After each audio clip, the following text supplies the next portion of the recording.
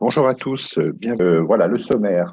Alors bon, tout d'abord, je souhaite aussi vous présenter tous les meilleurs vœux de réussite dans vos projets de la part de Minalogic. Et donc, ce concours d'innovation, je vais vous présenter le dispositif qui est effectivement un petit peu nouveau. Il y a quelques différences par rapport au concours précédent. Et puis surtout, vous donner des conseils pratiques pour pouvoir candidater le plus efficacement possible.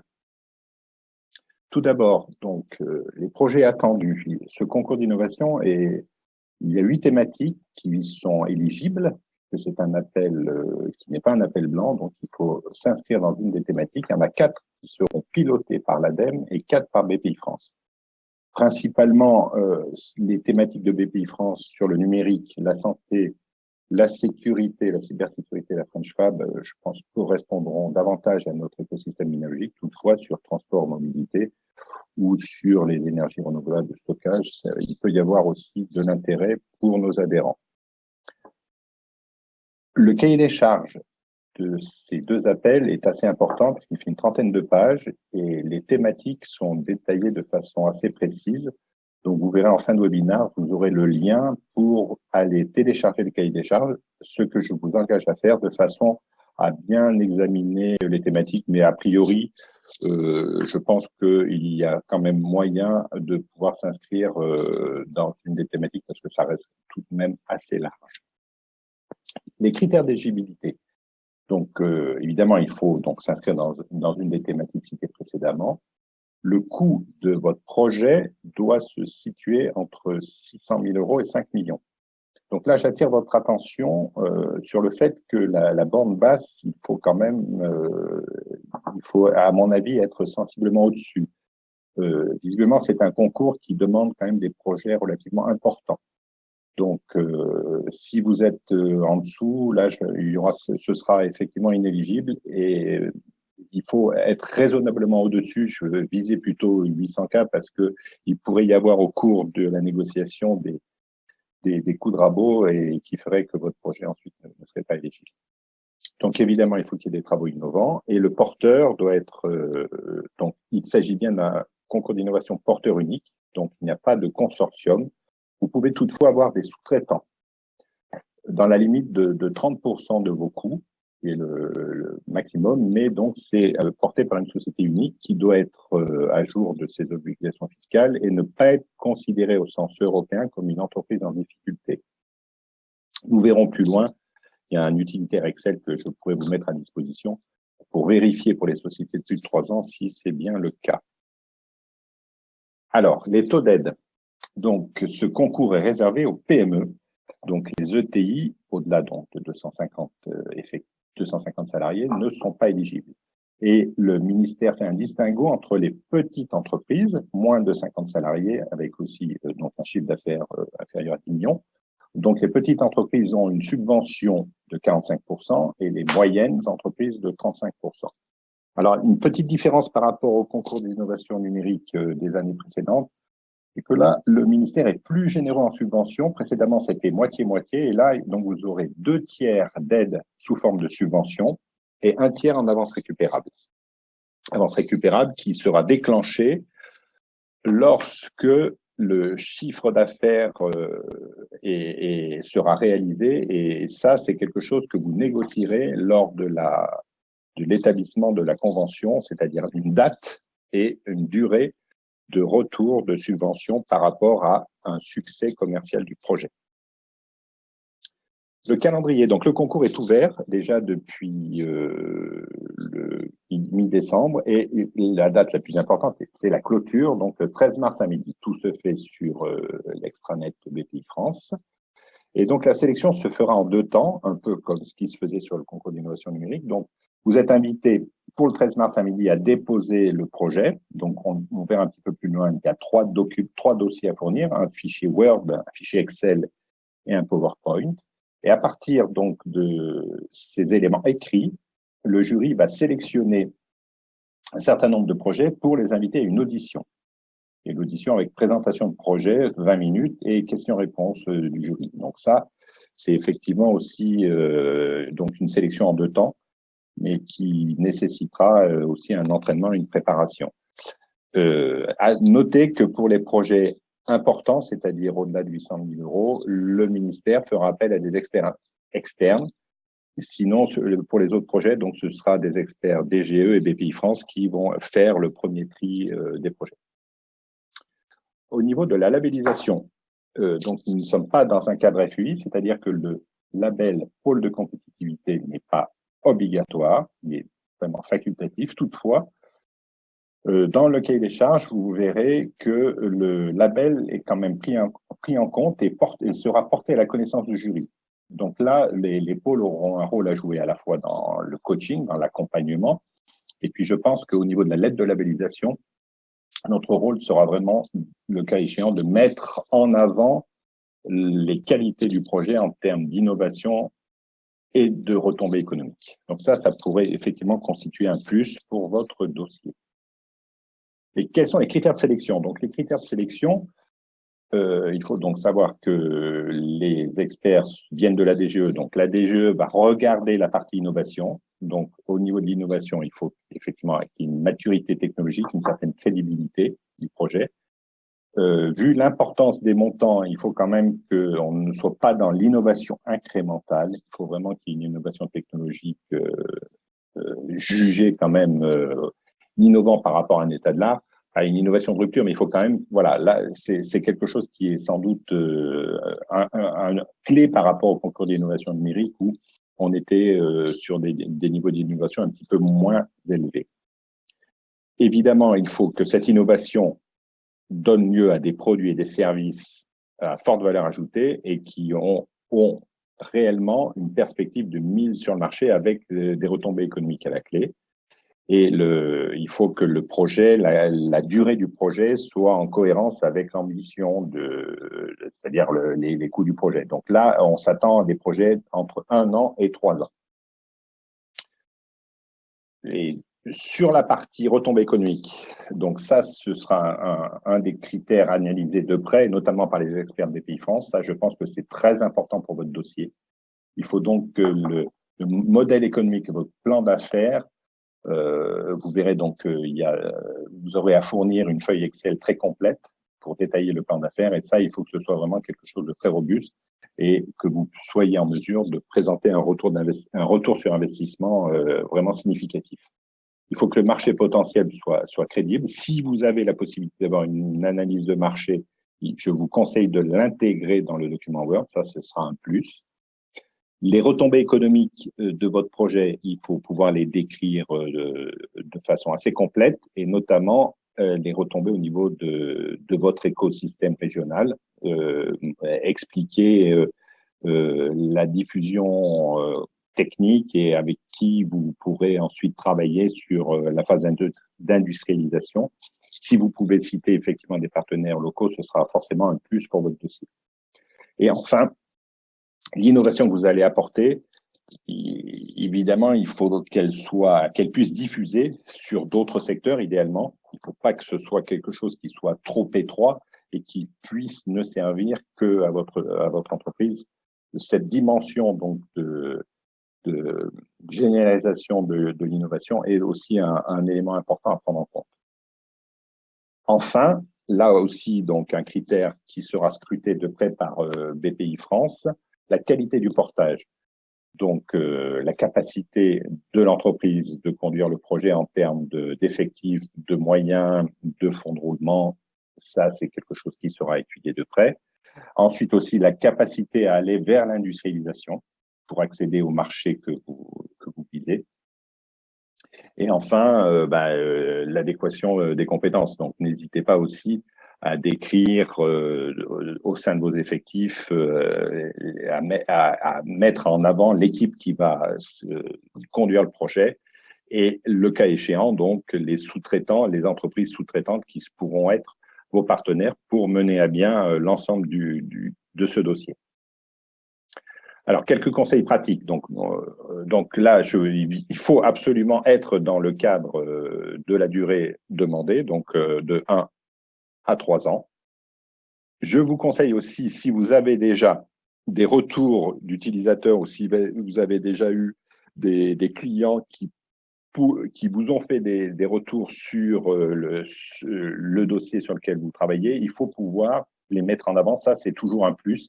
Si vous avez ce type d'information, ça crédibilise votre dossier et ça, c'est un point important.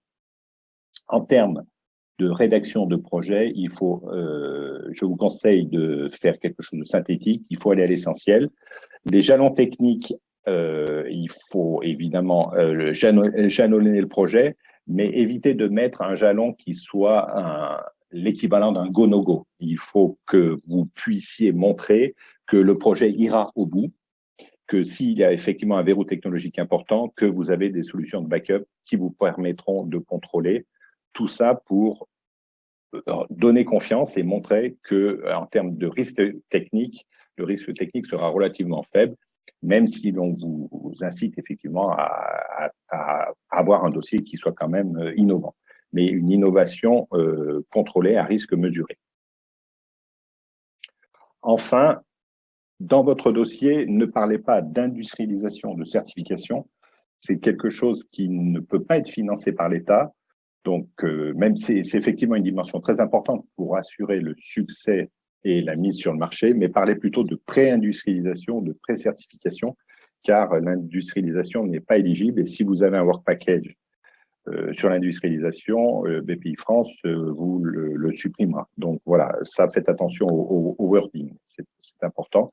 Et enfin, quelque chose qui est vraiment capital et notamment à mettre dans votre PowerPoint d'explication, c'est la proposition de valeur. Il faut pouvoir expliquer clairement ce que vous allez faire et ce que vous allez vendre et à qui et comment. Donc ça, le business model, comment on gagne de l'argent avec ce que vous allez faire et à quoi servira l'aide de l'État, il faut vraiment que vous fassiez un effort de pédagogie pour que le lecteur puisse le comprendre aisément en lisant votre PowerPoint. C'est vraiment, je pense, clé pour assurer le succès d'un dossier. Alors, donc pour les sociétés de plus de 3 ans, maintenant il y a un utilitaire Excel qui est disponible pour détecter les entreprises en difficulté au sens européen. Donc on a une feuille Excel que nous a communiquée BPI France hier. On pourra vous l'envoyer ou la transmettre avec les slides qui vous seront envoyés à l'issue du webinaire. Donc ça, vérifiez-le, c'est important.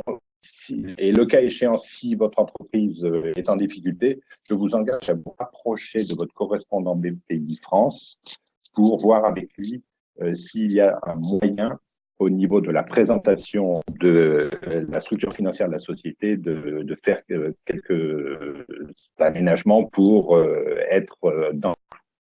Enfin, pour les sociétés récentes, pour les startups, les sociétés de moins de 10 ans, on reste sur la règle de BPI France, c'est-à-dire 1 euro de fonds propres pour 1 euro d'aide.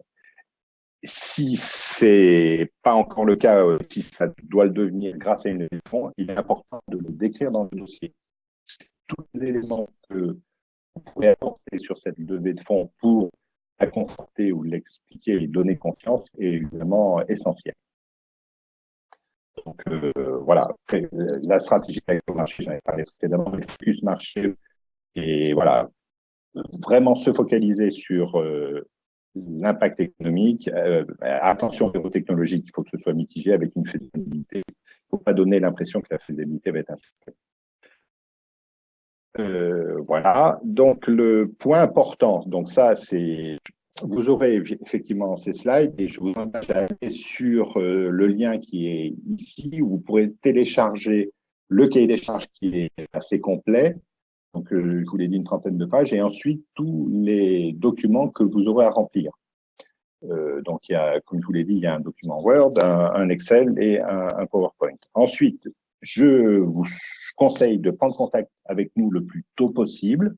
Le pôle pourra vous aider de façon concrète dans la rédaction, c'est-à-dire qu'on pourra vous aider en relisant vos différents documents, que ce soit la partie technique, la partie business plan, et puis le cas échéant, on pourra vous aider à avoir une interface avec soit BPI France local sur la partie finance si on détecte qu'il peut y avoir une difficulté, ou peut-être avec BPI France Paris, on est en relation avec quelques experts de BPI France Paris selon les thématiques de vos dossiers pour avoir leurs conseils sur notamment ce qui est important c'est le PowerPoint de présentation qui présente votre dossier de façon synthétique. Donc, voilà, l'essentiel sur le dossier de candidature est là. Donc, vous aurez 3 annexes à fournir. Un document Word où vous décrirez l'entreprise, max une dizaine de pages, et évidemment ensuite la présentation du projet. Donc, pour les projets qui sont de taille un peu plus modeste, c'est-à-dire inférieur à 800 €, vous n'avez pas besoin de faire de description de fiches de tâches, de work package, donc une description un peu plus light.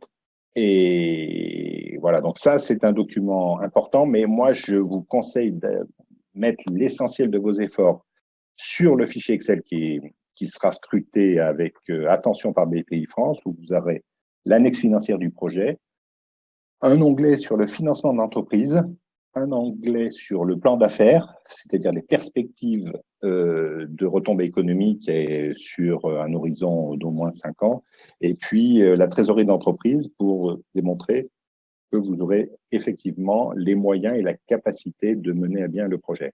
Donc ça, ce fichier Excel est effectivement très important. Et l'annexe 3, qui est donc le PowerPoint, là, vous avez un format libre qui n'est pas imposé, sauf que, voilà, on vous demande de ne pas dépasser 20 diapositives. Mais là, il faut vraiment bien travailler ce document parce que c'est quelque chose qui, tous les experts qui vont lire le dossier, qu'ils soient DG ou BPI France, commencent par lire le PowerPoint et il faut vraiment qu'ils puissent comprendre, accéder à votre projet. Là, il y a un effort de pédagogie à faire pour qu'ils puissent avoir l'essentiel de votre dossier de façon synthétique.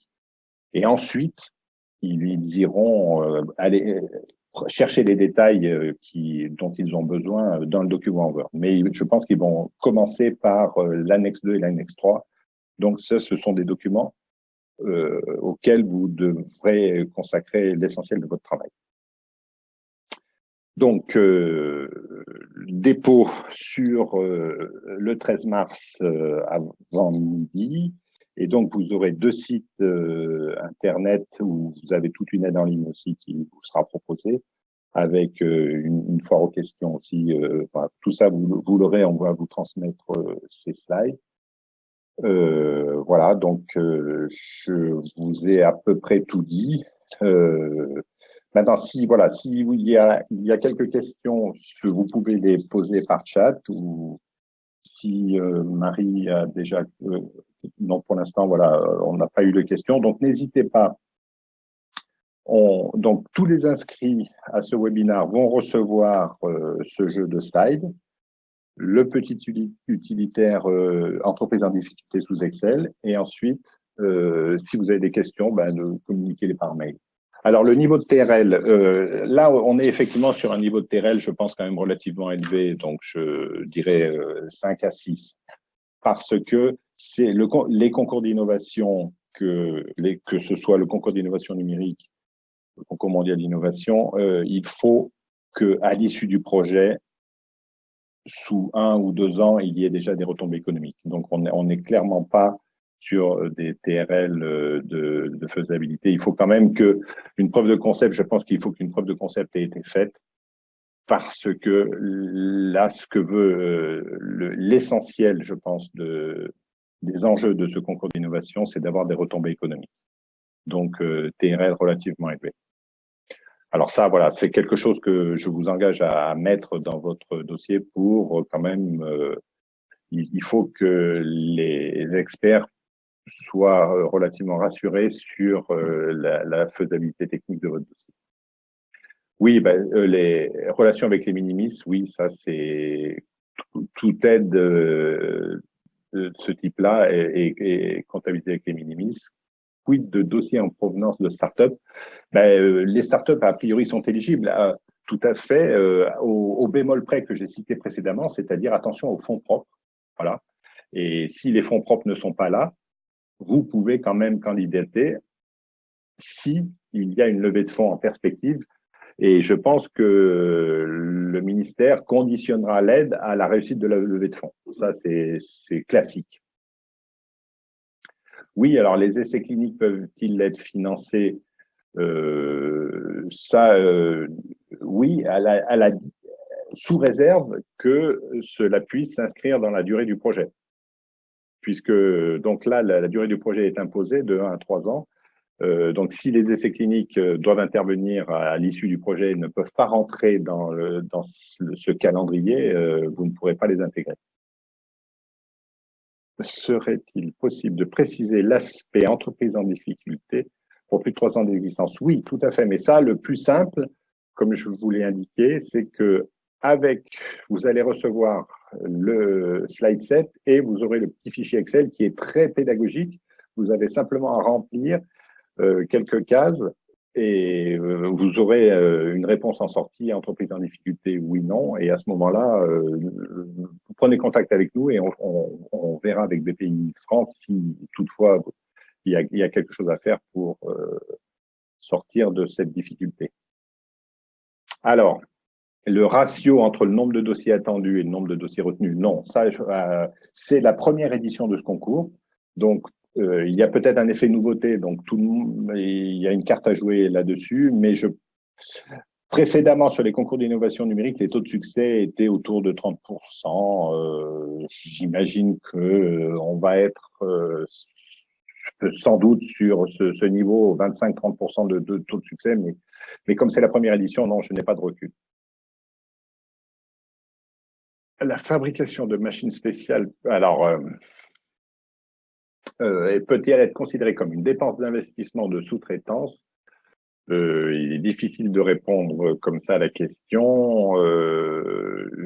Si ça fait partie, si la machine vraiment, c'est ce que vous allez commercialiser fait partie de votre innovation, c'est une dépense d'investissement. Si c'est quelque chose d'utilitaire pour votre projet, mais qui n'est pas essentiel et que vous avez un sous-traitant qui peut vous la faire, oui, vous pouvez le mettre en sous-traitance. Là, c'est difficile, c'est au cas par cas. Un dossier, oui, alors la question, un dossier peut-il être utilisé pour développer une gamme de produits alors qu'un premier produit existe déjà? S'il s'agit de développer une gamme de produits, mais comme vous l'avez vu, il faut quand même qu'il y ait une innovation, il faut qu'il y ait une innovation réelle. On ne peut pas avoir une innovation incrémentale. Donc cela dépend voilà, si pour élargir votre gamme, vous devez innover, oui, la réponse est oui. Si c'est uniquement de l'innovation incrémentale et que vous avez simplement à dupliquer, à changer d'échelle, là, ça ne pourra pas coller. Il faut globalement déjà avoir un POC et on ne finance pas l'Indus. La zone finançable est donc mince. Oui, effectivement. La difficulté aussi, c'est que la preuve de concept, une preuve de concept, c'est quelque chose qui est relativement flou. Donc, dans une preuve de concept, la maturité, voilà, on a. Donc, il est difficile de répondre à cette question, mais c'est dans la présentation de votre dossier. Voilà, il y a un certain savoir-faire pour expliquer que voilà, vous faites de l'R&D, que vous n'êtes pas sur de la partie industrialisation et que vous avez quand même un prototype qui vous permet d'assurer votre développement avec des chances très raisonnables de succès. Ça, c'est tout l'art de monter votre proposition. Si on a déjà une maquette, voire un prototype d'un appareil innovant, peut-on participer pour aller plus loin dans le développement? Oui, parfaitement. Je pense que ça, c'est à mon avis, c'est le cœur et c'est l'essentiel de ce concours d'innovation, c'est de vous permettre de transformer quelque chose qui est une maquette ou un proto en succès commercial. Donc là, la réponse est oui, complètement. Voilà, écoutez, je pense que l'on a répondu déjà à un nombre de questions intéressantes et d'intérêt commun. N'hésitez pas à reprendre contact avec moi par mail si vous avez des questions supplémentaires. Et voilà, et nous allons vous communiquer donc l'ensemble des documents, le fichier Excel et le PowerPoint de présentation de ce concours d'innovation numérique. Très bonne journée à tous et à bientôt pour un autre webinaire Minalogique.